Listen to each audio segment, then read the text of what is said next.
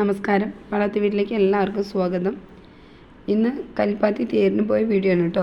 Video upload ചെയ്യുമ്പോഴത്തേനും നമുക്ക് തേരൊക്കെ കഴിഞ്ഞിട്ടാണ്. കാരണം അപ്പോഴത്തേനും വയ്യാകിയൊക്കെ വന്ന് പനിയൊക്കെ പിടിച്ചുകൊണ്ടാണ് കുറച്ച് ലേറ്റായത്. ഉച്ചയ്ക്കാണ് പോയത്. സാധാരണ എപ്പോഴും വൈകുന്നേര സമയത്താണ് പോകാറുള്ളത്. നല്ല തിരക്കുണ്ടാവും, വണ്ടിയൊക്കെ പാർക്ക് ചെയ്യാനുള്ള ബുദ്ധിമുട്ടുണ്ടാവും എന്ന് വിചാരിച്ചിട്ടാണ് ഉച്ചയ്ക്ക് പോയത്. വേറൊരു ആവശ്യം കൂടി ഉണ്ടായിരുന്നു പാലക്കാട്. അപ്പോൾ അതുകൊണ്ടാണ് കുട്ടികൾക്കും ലീവായിരുന്നു അന്ന്. അപ്പോൾ ശരി എല്ലാവരും കൂടെ പോകാമെന്ന് കരുതി പോയതാണ്. പക്ഷെ നല്ല വെയിലുണ്ടായിരുന്നു, തിരക്കുണ്ടായിരുന്നു. നമുക്ക് നോക്കുമ്പോൾ ഈ റോഡ് ഇപ്പോൾ വലിയ തിരക്ക് കാണില്ല, പക്ഷെ ഉള്ളിലേക്ക് പോകുന്നവർ നല്ല തിരക്കുണ്ടായിരുന്നു. ആദ്യമായിട്ടാണ് ഇങ്ങനെ ഒരു ക്യാമറയൊക്കെ പിടിച്ച് നമ്മളിങ്ങനെ ഷൂട്ട് ചെയ്ത് പോണത്. ഇങ്ങനെ ആദ്യമായിട്ടാണ്. അപ്പോൾ അതിൻ്റേതായിട്ടുള്ള കുറേ പോരായ്മകളൊക്കെ ഉണ്ടാവും, ക്ഷമിക്കുക എല്ലാവരും. പിന്നെ അവിടെ നിറച്ചും സ്റ്റോൾസൊക്കെ ഓപ്പൺ ആയിരുന്നു, മാലയുടെയും കമ്മലിൻ്റെയൊക്കെ കടകളൊക്കെ. അപ്പോൾ നമ്മൾ കോഴിക്കോട് ഹലുവയുടെ സ്ഥലത്ത് ഇങ്ങനെ എത്തിക്കഴിഞ്ഞപ്പം മറ്റേ ചേട്ടൻ നമുക്കൊരു ഹായൊക്കെ തന്നു. പുള്ളി ഭയങ്കര ഹാപ്പിയായിട്ട് ഹായൊക്കെ തന്നു. പിന്നെ നോക്കിയപ്പോൾ നിറച്ച് ഭരണികളൊക്കെ ഉണ്ടായിരുന്നു കേട്ടോ. കാണാൻ നല്ല ഭംഗിയുണ്ടായിരുന്നു. കുഞ്ഞു കുഞ്ഞു ഭരണികളും നമ്മൾ ഈ ഉപ്പൊക്കെ ഇട്ട് വയ്ക്കുന്ന പോലത്തെ ഭരണികളില്ലേ, അങ്ങനത്തെ ഭരണികളൊക്കെ പല കളറിലുള്ളത് നല്ല രസമുണ്ടായിരുന്നു കാണാനായിട്ട് കേട്ടോ.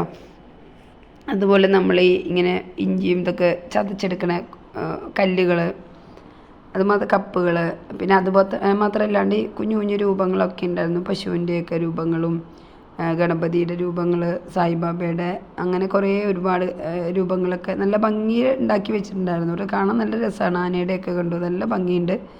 പിന്നെ ഇത് ശിവലിംഗം ഒക്കെ ഉണ്ടായിരുന്നു, നല്ല രസമുണ്ടായിരുന്നു. പിന്നെ മൺചിരാതുകളും അതുപോലെ ഉണ്ടായിരുന്നു.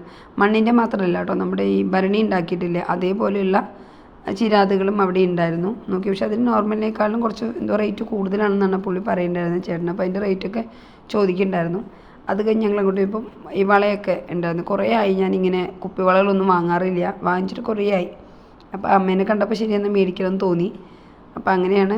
ഒരുപാടൊന്നും മേടിച്ചില്ല കേട്ടോ. 1/2 ഡസനാണ് ഞാൻ ആകെ മേടിച്ചത്. അതായത് ഒരു ഈ തത്തമ്മപ്പച്ചയുടെ കളറിൽ ഒരു 1/2 ഡസനും മേടിച്ചു, ഒരു ബ്ലാക്കിൽ ഒരു 1/2 ഡസനും ഞാൻ മേടിക്കുക ചെയ്തത്. പിന്നെ അങ്ങനെ അമ്മയോട് കുറച്ച് നേരമൊക്കെ സംസാരിച്ചു. അമ്മ ഇങ്ങനെ കുറച്ചിങ്ങനെ വളയുടെ കാര്യങ്ങൾ ഇങ്ങനെ പറഞ്ഞുകൊണ്ടിരിക്കുന്ന ഇടയിൽ കൂടെ പുള്ളി കുറച്ച് ഇമോഷണലൊക്കെ ആവുന്നുണ്ടായിരുന്നു പുള്ളിയുടെ കാര്യങ്ങൾ പറഞ്ഞിട്ട്. അപ്പോൾ അത് നമ്മൾ വീഡിയോയിലേക്ക് അതിൻ്റെ സൗണ്ട് കേൾപ്പിച്ചിട്ടില്ല, കാരണം അത് ശരിയില്ലാത്തതുകൊണ്ട് കേട്ടോ അത് കേൾപ്പിക്കാഞ്ഞിരുന്നത്. പുള്ളി ഭയങ്കരമായിട്ട് എന്താ പറയുക, അവരുടേതായ കാര്യങ്ങൾ കുറച്ചൊക്കെ പറഞ്ഞ് ഭയങ്കരമായിട്ട് സങ്കടപ്പെടുന്നുണ്ടായിരുന്നു. അങ്ങനെ ഞാനും അപ്പോൾ മോൾക്കും എനിക്കൊക്കെ ഏകദേശം ഒരേ അളവായതുകൊണ്ട് അപ്പോൾ രണ്ടുപേർക്കും കൂടെ ചേർന്നിട്ട് അത് മതി. അങ്ങനെ യൂസ് ചെയ്യുന്നില്ലല്ലോ, വളരെ എപ്പോഴെങ്കിലുമാണ് ഇടാറുള്ളത്. അപ്പോൾ പിന്നെ ശരി എന്ന് പറഞ്ഞ് അങ്ങനെ ഞങ്ങൾ മേടിച്ചു. പിന്നെ വന്നപ്പോഴത്തേനും KSEB ഉദ്യോഗസ്ഥരുടെ ഒരു അവയർനെസ് ക്ലാസ് പോലെ, ക്ലാസ്സല്ല, എക്സിബിഷനാണ് കേട്ടോ. അത് കണ്ടക്ട് ചെയ്തിട്ടുണ്ടായിരുന്നു അവർ. കുറേ ഇങ്ങനെ എന്താ പറയുക KSEB സംബന്ധപ്പെട്ടിട്ടും, പക്ഷെ വളരെ നല്ല രീതിയിൽ അവർ നമുക്കതിനെ എക്സ്പ്ലെയിൻ ചെയ്ത് വിശദീകരിച്ച് തരുന്നുണ്ടായിരുന്നു. ഇപ്പോൾ മഴക്കാലങ്ങളിൽ വൈദ്യുതി തടസ്സമുണ്ടാകുമ്പോൾ എന്തൊക്കെ ചെയ്യണം, ഇപ്പോൾ KSEBയുടെ ഇമ്പോർട്ടൻസ് എന്തൊക്കെയാണ്, അങ്ങനെയുള്ള കുറേ കാര്യങ്ങളെക്കുറിച്ചിട്ട് അവിടെയുള്ള എല്ലാ സാറുമാരും കുറേ പേരുണ്ടായിരുന്നു. അവർ നല്ല വിശദമായിട്ട് തന്നെ അവിടെ നിന്നിട്ട് എക്സ്പ്ലെയിൻ ചെയ്ത് തരുന്നുണ്ടായിരുന്നു. അതിനുള്ള കുറേ മോഡലുകളൊക്കെ, സ്റ്റിൽ മോഡൽസൊക്കെ അവർ അവിടെ ഉണ്ടാക്കി റെഡിയാക്കി വെച്ചിട്ടുണ്ടായിരുന്നു. അതുപോലെ മനോഹരമായ രീതിയിലാണ് കേട്ടോ അവരുടെ എന്താ പറയുക ആ ഒരു എക്സിബിഷൻ എന്നുള്ളത് വളരെ നല്ല രീതിയിൽ കണ്ടക്ട് ചെയ്തു എന്ന് തന്നെ പറയാം. നമുക്ക് നന്നായിട്ട് മനസ്സിലാക്കത്തക്ക രീതിയിൽ വെൽ എക്സ്പ്ലെയിൻഡ് ആയിരുന്നു എന്ന് തന്നെ പറയാം കേട്ടോ. ഒരാളല്ല കേട്ടോ, ഈ ഒരു സാറ് പറഞ്ഞു. പക്ഷേ എനിക്ക് അതിൻ്റെ ഇടയിലൂടെ ഒത്തിരി ഇതിൻ്റെ സൗണ്ടൊക്കെ ഒരുപാട് വന്നതുകൊണ്ട് സാറുടെ സൗണ്ട് എനിക്ക് ഒരുപാട് അങ്ങോട്ട് നന്നായിട്ട് ക്യാപ്ചർ ചെയ്യാൻ പറ്റിയിട്ടുണ്ടായിരുന്നില്ല. അപ്പോൾ അതുകൊണ്ടാണ് ഞാൻ അവിടെ സാറുടെ സൗണ്ട് മ്യൂട്ട് ചെയ്യേണ്ടി വന്നത്. എനിക്ക് അവിടെ ഫാനിൻ്റെയും എല്ലാം ഭയങ്കര ബഹളമായപ്പോൾ സാറുടെ സൗണ്ട് വളരെ പതുക്കെയാണ്, എനിക്ക് വളരെ കുറഞ്ഞിട്ടാണ് എനിക്ക് കേൾക്കാനായിട്ട് കഴിഞ്ഞത്. അപ്പോൾ ഇതാണ് കേട്ടോ അവർ ചെയ്ത് വെച്ചിരിക്കുന്ന മോഡലുകൾ.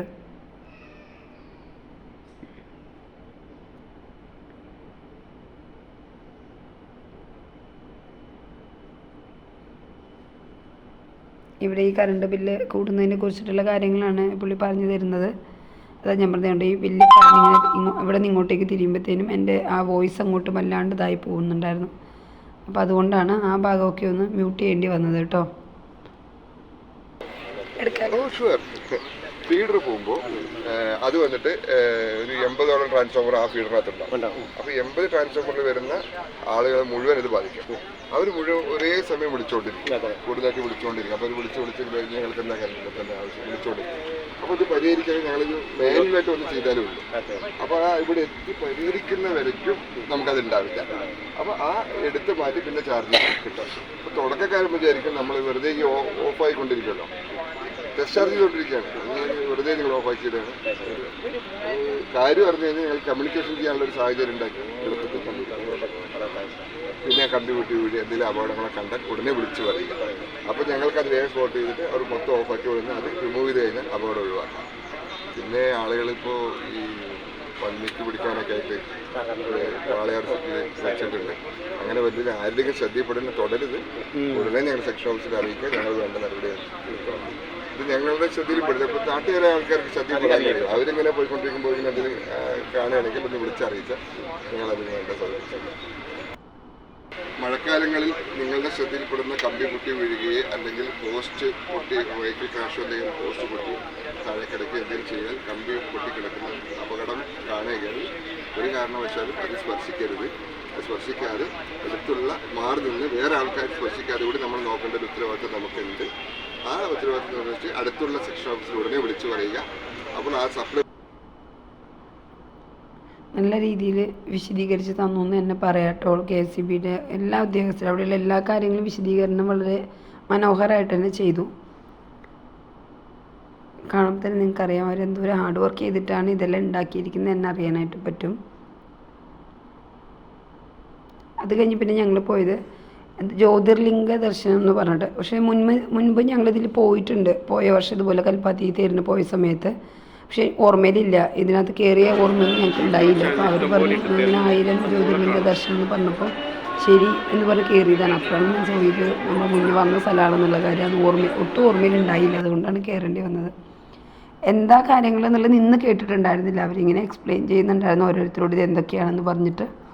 അപ്പോൾ അതിങ്ങനെ ജസ്റ്റ് ഒന്ന് വീഡിയോ കവർ ചെയ്ത് പോയിന്നേ ഉള്ളൂ, അല്ലാതെ അവിടെ നിന്ന് അത് എന്തൊക്കെയാണെന്ന് കേട്ടിട്ടുണ്ടായിരുന്നില്ല. പിന്നെ ഇത് ജ്യോതിർലിംഗ ദർശനാണ് 1000 എന്ന് പറഞ്ഞ് ഈ സെൻറ്ററിൽ കാണുന്ന ഈ ഒരു ശിവലിംഗമാണ് ഒറിജിനൽ ഉള്ളത് കേട്ടോ. ബാക്കിയുള്ളതെല്ലാം അതിൻ്റെ റിഫ്ലക്ഷനാണ്. കണ്ണാടി ഇങ്ങനെ വെച്ചിട്ടുണ്ടാവും, അതിൻ്റെ റിഫ്ലക്ഷൻസ് അതെങ്ങനെ കാണുന്ന ചോദിച്ചാൽ ഒരുപാടെണ്ണം ഉണ്ട്.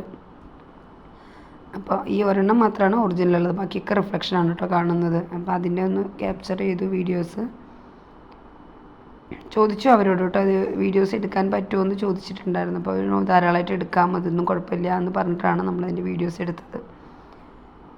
ഇപ്പോൾ ഞാനിപ്പോൾ ഈ അന്തം വിട്ട് നോക്കി നിൽക്കുന്നത് വേറെ ഒന്നുമല്ല, ഇവിടെ ഒരു സോമനാഥ സ്വാമി ക്ഷേത്രത്തിലുള്ള ശിവലിംഗത്തിൻ്റെ ഒരു മിനി മോഡൽ തന്നെയാണ് അവരുണ്ടാക്കി വെച്ചിട്ടുണ്ടായിരുന്നു അവിടെ. അപ്പോൾ അത് കുറേ ക്രിസ്റ്റൽസൊക്കെ കൊണ്ടൊക്കെ ഉണ്ടാക്കിയിരിക്കുന്ന പറഞ്ഞത്. ഇപ്പോൾ ഇവർ അതിൻ്റെ ഒരു മിനി മോഡൽ എന്ന് പറഞ്ഞിട്ട് അവിടെ ഉണ്ടാക്കി വെച്ചേക്കുകയാണ്. അപ്പോൾ ഞാൻ ചേട്ടനോട് പറയുകയാണ് കേട്ടോ, അത് സോമനാഥ സ്വാമി ക്ഷേത്രത്തിലെ ശിവലിംഗമെന്നൊക്കെ. പിന്നെ ഞങ്ങൾ നേരെ തേരിൻ്റെ അടുത്തേക്ക് പോയി, കൽപ്പാത്തിയിലേക്ക്. ഇതാണ് തേര് കേട്ടോ.